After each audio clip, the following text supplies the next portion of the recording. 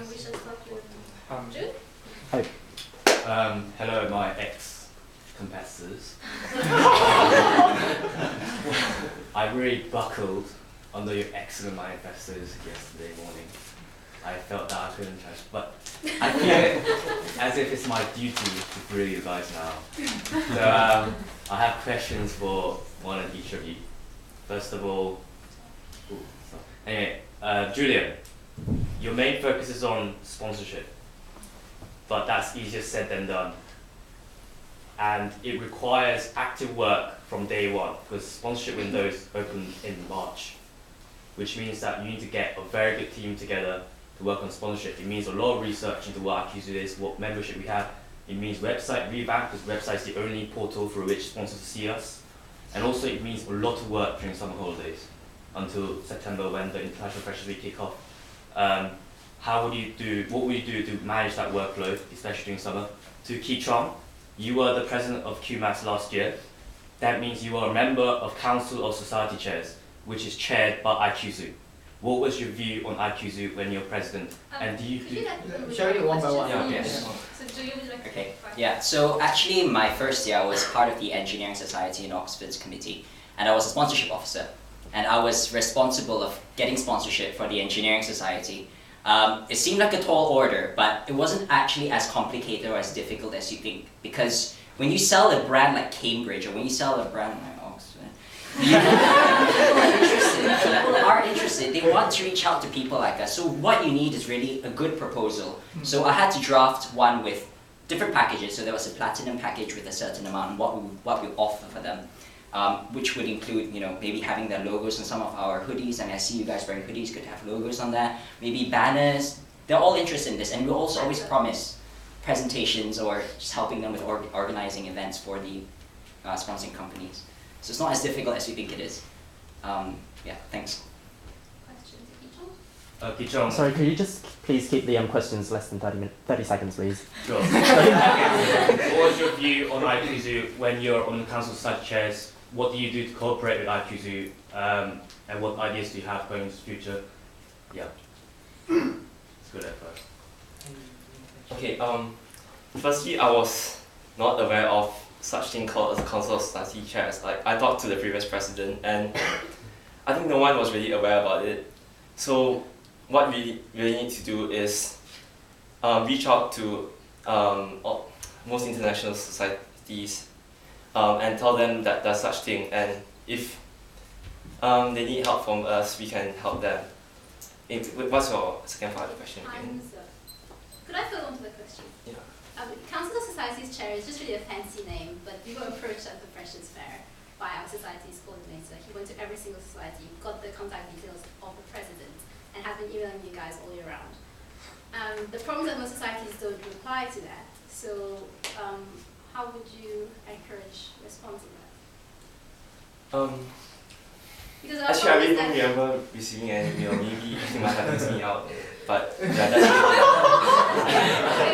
Yeah, but to encourage response, I guess we could do like organize social events like what the events the publicity officers said to engage with the presidents of the society, and we could also create a Facebook group. And I think I sort of contributed by I mean, as president, as Kumas, I sort of view IQZoo as just a platform for me to publicize my events. And I feel that most people are really... Sorry, time's up. Okay, can I just... Yeah, just sum up, please. I feel people have the tendency to stick towards their own society, stick towards their own people from their own country. So I really believe we have a lot of room to work with. Yeah. And Florent, Yes, June. I'm sorry for hijacking this. And you mentioned that intersociative events such as game nights and treasure hunt. So what do you expect the turnout to be, and how will you raise it? Our membership is actually about 6,000 plus, and if you have good publicity, I'm sure the turnout will be quite well. for example, the turn out to welfare session, which I organised with about 30. Do you think you can go beyond that? 30, if you make it interesting, if you have something engaging in the welfare sessions. No, I mean, Can I raise a point? You talk about things like the race, the amazing race, or like games night and stuff. This actually overlaps with what a lot of other societies are doing. How are you going to make sure that people from those societies also turn up to your events? because we have such a large membership, so not all societies will have such events at the same time. So there will be people, there will be sufficient interest for such events. Kwan? Okay. So, okay, can I ask Julian a question? When I was filling my manifesto, I was thinking about how an academic officer could sort of get career affairs, like career events going for international students. I'm a lawyer and I'm from Hong Kong, Singapore, but they have their own individual events from firms locally. And also if I want to work in the UK, there are firms like my own college, Law Society. How would you be able to do it without duplicating stuff that are already done elsewhere? Or if you want to make things distinguishable from the rest, how are you going to do that without stretching your limits beyond what the ICUSU could manage at the moment? So the idea is that we have over 6,000 members. So everyone is different, everyone has got different needs, everyone's got different wants, and that's the beauty of it. So that basically invites us to get as many different kinds of companies. That doesn't necessarily, I mean, we want to cater to everybody, but realistically, 6,000 people, it's not that feasible if we want to get everyone, happy with it. So we need to try to get most people happy. We try to keep it simple. We want ICUSU to be a platform. We don't want ICUSU to be a place where we give international students everything that they need. We want it as a platform so as to support them. And we can do this by inviting different companies. It's not necessary to invite all the companies that have been established in this room. Nikki? I have a question for all three of you. Basically, you've mostly spoken about things you'll do for international community and ICUSU's mission and vision and all that, but Vice Chair's role is really most fundamentally managing the committee. And what changes would you guys make to the current committee system to make it work more efficiently? What was his thoughts? I think for me, having 15 committee members would be a tough challenge to manage individually. That would be a tough challenge in micromanaging 15 people. So what I would do is I probably split them up into subgroups with a team leader in each subgroup, such that I would just need to manage a few people, which would be much more easier. Could I call that subgroups require common interests, but each one is individual? Yeah. So how would you put different roles in subgroups? For example, if you are going to do a formal, you're going to require some help from college coordinators, you're going to require some help from maybe the welfare officer, and maybe I will not put in the publicity, but I'll probably put in a general committee member. And then if you're going to do another event, you could put in another subgroup, so that this would be possible to manage for events-wise. And for core duties,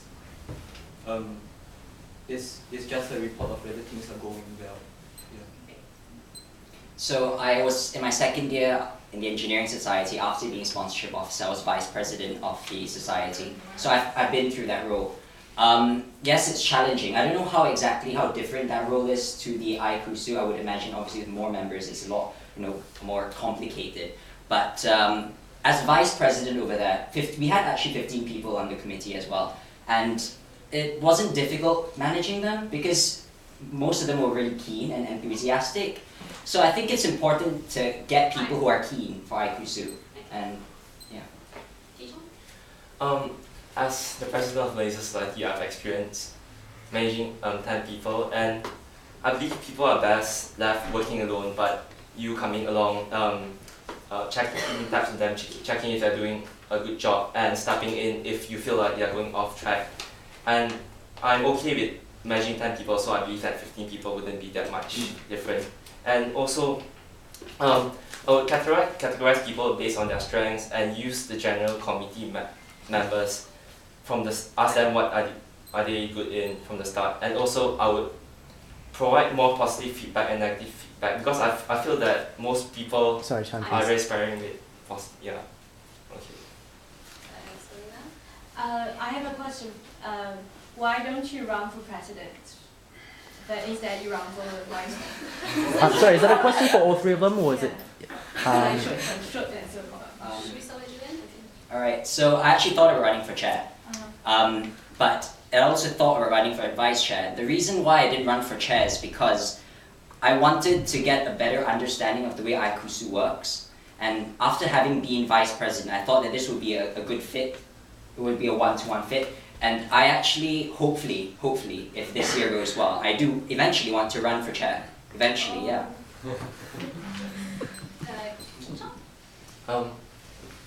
I ran for vice chair because vice chair is more of an internal role than compared to chair, which is more external role. And I realized that while working on Cambridge University Malaysia Society, and I really like managing people, and I believe that's my strength. So I want to do something that I believe I would work best in. Yeah, the president is more like a more vocal person. Is a more external representation for the ICUSU. So I preferred to work with people, and then to make things work within the society. So I chose a job which is more people oriented rather than representative. Could I accept two final questions? Alan and Yeah. So basically, all of you have mentioned about internal and external, but unfortunately, for some reasons, maybe the chair would be lack of leadership skills or capability, sometimes like that.